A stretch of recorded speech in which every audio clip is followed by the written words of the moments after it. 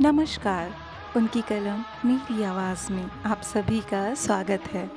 आइए सुनते हैं कहानी प्रायश्चित, जिसे लिखा है भगवती चरण वर्मा जी ने। अगर कबरी बिल्ली घर भर में किसी से प्रेम करती थी तो रामू की बहू से, और अगर रामू की बहू घर भर में किसी से घृणा करती थी तो कबरी बिल्ली से। रामू की बहू 2 महीने हुए मायके से प्रथम बार ससुराल आई थी। पति की प्यारी और सास की दुलारी 14 वर्ष की बालिका। भंडार घर की चाबी उसकी करधनी में लटकने लगी। नौकरों पर उसका हुक्म चलने लगा और रामू की बहू घर में सब कुछ। सास जी ने माला ली और पूजा पाठ में मन लगाया। लेकिन ठहरी 14 वर्ष की बालिका कभी भंडार घर खोला है तो कभी भंडार घर में बैठे बैठे सो गई। कबरी बिल्ली को मौका मिला, घी दूध पर अब वह जुट गई। रामू की बहू की जान आफत में और कबरी बिल्ली के छक्के पंजे। रामू की बहू हांडी में घी रखते रखते ऊँघ गई और बचा हुआ घी कबरी के पेट में। रामू की बहू दूध ढककर मिसरानी को जिन्स देने गई और दूध नदारद। अगर बात यहीं तक रह जाती तो भी बुरा ना था। कबरी रामू की बहू से कुछ ऐसा परच गई थी कि रामू की बहू के लिए खाना पीना दुश्वार। रामू की बहू के कमरे में रबड़ी से भरी कटोरी पहुंची और रामू जब तक आए तब तक कटोरी साफ चटी हुई। बाजार से बलाई आई और जब तक रामू की बहू ने पान लगाया बलाई गायब। रामू की बहू ने तय कर लिया कि या तो वही घर में रहेगी या फिर कबरी बिल्ली ही। मोर्चा बंदी हो गई और दोनों सतर्क। बिल्ली फंसाने का कटघरा आया। उसमें दूध, बालाई, चूहे और भी बिल्ली को स्वादिष्ट लगने वाले विविध प्रकार के व्यंजन रखे गए। लेकिन बिल्ली ने उधर निगाह तक न डाली। इधर कबरी ने सरगर्मी दिखलाई। अभी तक तो वह रामू की बहू से डरती थी, पर अब वह साथ लग गई। लेकिन इतने फासिले पर कि रामू की बहू उस पर हाथ ना लगा सके। कबरी के हौसले बढ़ जाने से रामू की बहू को घर में रहना मुश्किल हो गया। उसे मिलती थीं सास की मीठी झिड़कियाँ और पतिदेव को मिलता था रूखा सूखा भोजन। एक दिन रामू की बहू ने रामू के लिए खीर बनाई। पिस्ता, बादाम, मखाने और तरह तरह के मेवे दूध में ओटे गए। सोने का वर्क चिपकाया गया और खीर से भरकर कटोरा कमरे के एक ऐसे ऊंचे ताक पर रखा गया जहां बिल्ली ना पहुंच सके। रामू की बहू इसके बाद पान लगाने में लग गई। उधर बिल्ली कमरे में आई। ताक के नीचे खड़े होकर उसने ऊपर कटोरे की ओर देखा। सूंघा, माल अच्छा है। ताक की ऊंचाई अंदाजी। उधर रामू की बहू पान लगा रही है। पान लगाकर रामू की बहू सास जी को पान देने चली गई और कबरी ने छलांग मारी। पंजा कटोरे में लगा और कटोरा झनझनाहट की आवाज़ के साथ फर्श पर। आवाज़ रामू की बहू के कान में पहुंची। सास के सामने पान फेंक कर वह दौड़ी। क्या देखती है कि फूल का कटोरा टुकड़े टुकड़े, खीर फर्श पर और बिल्ली डट कर खीर उड़ा रही है। रामू की बहू को देखते ही कबरी चंपत। रामू की बहू पर खून सवार हो गया। ना रहे बांस, ना बजे बांसुरी। रामू की बहू ने कबरी की हत्या पर कमर कस ली। रात भर उसे नींद ना आई। किस दांव से कबरी पर वार किया जाए कि फिर जिंदा ना बचे, यही पड़े पड़े सोचती रही। सुबह हुई और वह देखती है कि कबरी देहरी पर बैठी बड़े प्रेम से उसे देख रही है। रामू की बहू ने कुछ सोचा। इसके बाद मुस्कुराती हुई वह उठी। कबरी रामू की बहू के उठते ही खिसक गई। रामू की बहू एक कटोरा दूध कमरे के दरवाजे की देहरी पर रखकर चली गई। हाथ में पाटा लेकर वह लौटी तो देखती है कि कबरी दूध पर जुटी हुई है। मौका हाथ में आ गया। सारा बल लगाकर पाटा उसने बिल्ली पर पटक दिया। कबरी न हिली, न डुली, न चीखी, न चिल्लाई, बस एकदम उलट गई। आवाज़ जो हुई तो महरी झाड़ू छोड़कर, मिसरानी रसोई छोड़कर और सास पूजा छोड़कर घटनास्थल पर उपस्थित हो गईं। रामू की बहू सर झुकाए हुए अपराधिनी की भांति बातें सुन रही है। महरी बोली, अरे राम, बिल्ली तो मर गई। माँ जी, बिल्ली की हत्या बहू से हो गई, यह तो बुरा हुआ। मिसरानी बोली, माँ जी, बिल्ली की हत्या और आदमी की हत्या बराबर है। हम तो रसोई न बनाएंगी जब तक बहू के सिर हत्या रहेगी। सास जी बोली, हाँ ठीक तो कहती हो। अब जब तक बहू के सर से हत्या न उतर जाए तब तक ना कोई पानी पी सकता है ना खाना खा सकता है। बहू, यह क्या कर डाला?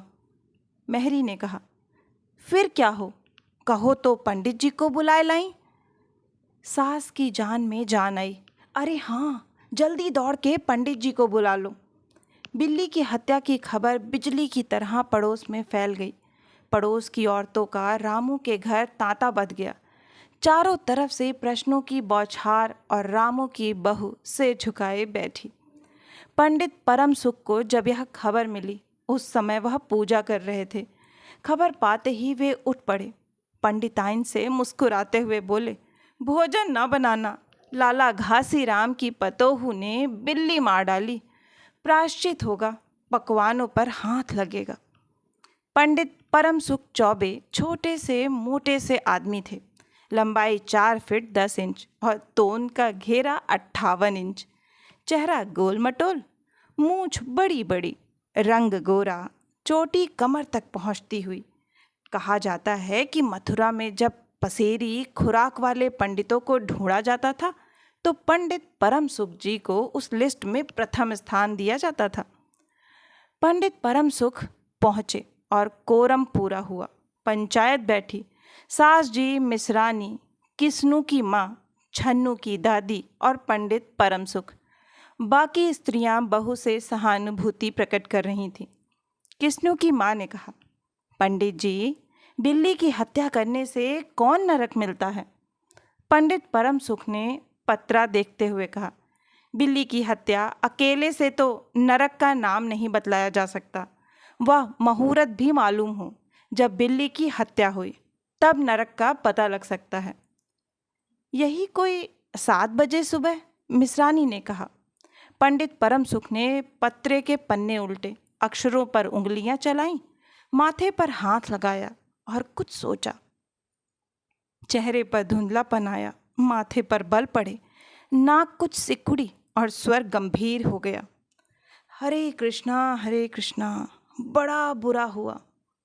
प्रातःकाल ब्रह्म मुहूर्त में बिल्ली की हत्या, घोर कुब्भी पाक, नरक का विधान है। रामू की माँ, यह तो बड़ा बुरा हुआ। रामू की माँ की आंखों में आंसू आ गए। तो फिर पंडित जी, अब क्या होगा, आप ही बतलाएं। पंडित परम सुख मुस्कुराए। रामू की माँ, चिंता की कौन सी बात है, हम पुरोहित फिर कौन दिन के लिए हैं। शास्त्रों में प्रायश्चित का विधान है, सो प्रायश्चित से सब कुछ ठीक हो जाएगा। रामू की माँ ने कहा, पंडित जी, इसीलिए तो आपको बुलवाया था। अब आगे बतलाओ कि क्या किया जाए। किया क्या जाए? यही एक सोने की बिल्ली बनवाकर बहू से दान करवा दी जाए। जब तक बिल्ली ना दे दी जाएगी तब तक तो घर अपवित्र रहेगा। बिल्ली दान देने के बाद 21 दिन का पाठ हो जाए। छन्नू की दादी बोली, हाँ और क्या, पंडित जी ठीक तो कहते हैं, बिल्ली अभी दान दे दी जाए और पाठ फिर हो जाए। रामू की माँ ने कहा, तो पंडित जी, कितने तोले की बिल्ली बनवाई जाए? अरे रामू की माँ, शास्त्रों में तो लिखा है कि बिल्ली के वजन भर सोने की बिल्ली बनवाई जाए, लेकिन अब कलयुग आ गया है, धर्म कर्म का नाश हो गया है, श्रद्धा नहीं रही। सो रामू की माँ, बिल्ली के तौल भर की बिल्ली तो क्या बनेगी, क्योंकि बिल्ली 20-21 सेर से कम की क्या होगी। हाँ, कम से कम 21 तोले की बिल्ली बनवा कर दान करवा दो, और आगे तो अपनी अपनी श्रद्धा। रामू की माँ ने आंखें फाड़कर पंडित परम सुख को देखा। अरे बाप रे, 21 तोला सोना! पंडित जी, यह तो बहुत है। तोला भर की बिल्ली से काम ना निकलेगा। पंडित परम सुख हंस पड़े। रामू की माँ, 1 तोला सोने की बिल्ली! अरे, रुपया का लोभ बहू से बढ़ गया। बहू के सिर बड़ा पाप है, इसमें इतना लोभ ठीक नहीं। मोल तोल शुरू हुआ और मामला 11 तोले की बिल्ली पर ठीक हो गया। इसके बाद पूजा पाठ की बात आई। पंडित परम सुख ने कहा, उसमें क्या मुश्किल है? हम लोग किस दिन के लिए हैं रामू की माँ? मैं पाठ कर दिया करूँगा। पूजा की सामग्री आप हमारे घर भिजवा देना। पूजा का सामान कितना लगेगा? अरे, कम से कम में हम पूजा कर देंगे। दान के लिए करीब 10 मन गेहूँ, 1 मन चावल, 1 मन दाल, मन भर तिल, 5 मन जौ और 5 मन चना, 4 पसेरी घी और मन भर नमक भी लगेगा। बस इतने से काम चल जाएगा। अरे बाप रे, इतना सामान! पंडित जी, इसमें तो 100-150 रुपया खर्च हो जाएगा। रामू की माँ ने रुआंसी होकर कहा। फिर इससे कम में तो काम ना चलेगा। बिल्ली की हत्या कितना बड़ा पाप है रामू की माँ। खर्च को देखते वक्त पहले बहू के पाप को तो देख लो। यह तो प्रायश्चित है, कोई हंसी खेल थोड़े ही है। और जैसी जिसकी मर्यादा, प्रायश्चित में उसे वैसा खर्च भी करना पड़ता है। आप लोग कोई ऐसे वैसे थोड़े हैं। अरे, 100-150 रुपया आप लोगों के हाथ का मैल है। पंडित परम सुख की बात से पंच प्रभावित हुए। किस्नू की माँ ने कहा, पंडित जी ठीक तो कहते हैं। बिल्ली की हत्या कोई ऐसा वैसा पाप तो है नहीं। बड़े पाप के लिए बड़ा खर्च भी चाहिए। छन्नू की दादी ने कहा, और नहीं तो क्या, दान पुण्य से ही पाप कटते हैं। दान पुण्य में किफ़ायत ठीक नहीं। मिसरानी ने कहा, और फिर माँ जी, आप लोग बड़े आदमी ठहरे, इतना खर्च कौन आप लोगों को अखरेगा? रामू की माँ ने अपने चारों ओर देखा। सभी पंच पंडित जी के साथ। पंडित परम सुख मुस्कुरा रहे थे। उन्होंने कहा, रामू की माँ, एक तरफ तो बहू के लिए कुंभी पाक नरक है और दूसरी तरफ तुम्हारे जिम में थोड़ा सा खर्च है, सो उससे मुंह ना मोड़ो। एक ठंडी सांस लेते हुए रामू की माँ ने कहा, अब तो जो नाच नचाओगे नाचना ही पड़ेगा। पंडित परम सुख जरा कुछ बिगड़ कर बोले, रामू की माँ, यह तो खुशी की बात है। अगर तुम्हें यह अखरता है तो ना करो, मैं चला। इतना कहकर पंडित जी ने पोथी पत्रा बटोरा। अरे पंडित जी, रामू की माँ को कुछ नहीं अखरता। बेचारी को कितना दुख है, बिगड़ो ना। मिसरानी, छन्नू की दादी और किस्नू की माँ ने एक स्वर में कहा।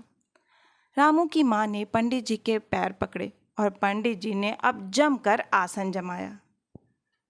और क्या हो, 21 दिन के पाठ के 21 रुपए और 21 दिन तक दोनों बखत 5-5 ब्राह्मणों को भोजन करवाना पड़ेगा। कुछ रुककर पंडित परम सुख ने कहा, सो इसकी चिंता ना करो, मैं अकेले दोनों समय भोजन कर लूँगा और मेरे अकेले भोजन करने से 5 ब्राह्मणों के भोजन का फल मिल जाएगा। यह तो पंडित जी ठीक कहते हैं। पंडित जी की टोन तो देखो। मिसरानी ने मुस्कुराते हुए पंडित जी पर व्यंग किया। अच्छा, तो फिर प्रायश्चित का प्रबंध करवाओ। रामू की माँ 11 तोला सोना निकालो, मैं उसकी बिल्ली बनवा लाऊं। 2 घंटे में मैं बनवा कर लौटूंगा। तब तक सब पूजा का प्रबंध कर रखो। और देखो, पूजा के लिए। पंडित जी की बात खत्म भी ना हुई थी कि मेहरी हाँफती हुई आई, कमरे में घुस आई और सब लोग चौंक उठे। रामू की माँ ने घबरा कर कहा, अरे क्या हुआ री? मेहरी ने लड़खड़ाते स्वर में कहा, माँ जी, बिल्ली तो उठकर भाग गई। आशा है कि यह कहानी आपको बहुत ही पसंद आई होगी। अगर कहानी पसंद आई है तो मुझे प्रोत्साहित करने के लिए एक लाइक करें अपनों के साथ ज़्यादा से ज़्यादा शेयर करें। नीचे कमेंट बॉक्स में कमेंट करके बताएं कि आपको कहानी कैसी लगी। और अगर आप इस परिवार का हिस्सा बनना चाहते हैं तो इस चैनल को सब्सक्राइब करें और हाँ, नोटिफिकेशन बेल ज़रूर दबाएं, जिससे आगे आने वाली हर कहानियाँ आपको समय पर मिलती रहें। फिर मिलती हूँ एक नई कहानी या कविता के साथ। तब तक के लिए आप सभी का कहानी सुनने के लिए बहुत बहुत धन्यवाद।